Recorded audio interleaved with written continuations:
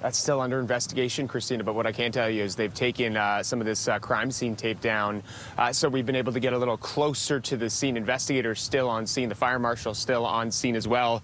As you can see here, what this looks like right now as they comb through some of this evidence. You see all the charred remains here along the ground.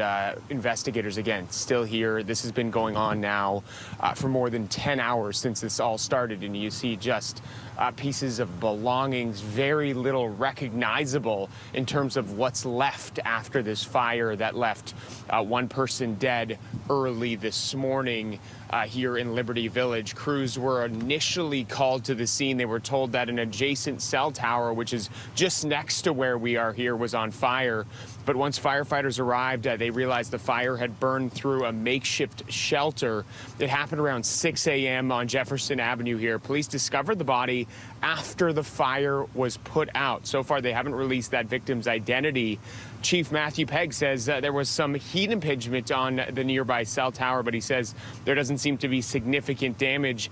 This is the latest, though, in a series of recent encampment fires in Toronto. That includes one underneath the Gardiner last month that left a man seriously injured.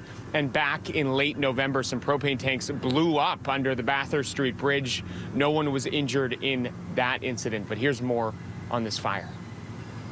If you can't stay inside, you got to find ways to keep warm, right? If you're wet, you need to warm up. And so then also fires are an issue. And every winter, there's a huge uptick in frostbite and hypothermia in hospitals and emergency rooms. And there's a huge uptick in fire burns and deaths, frankly. And so we knew this would happen. It's just really awful. Yeah, no question about that, Christina. At this point, very little information so far. That victim's identity has not been released. And like we were saying, the cause of this fire, that is still under investigation. Christina, back to you. Okay.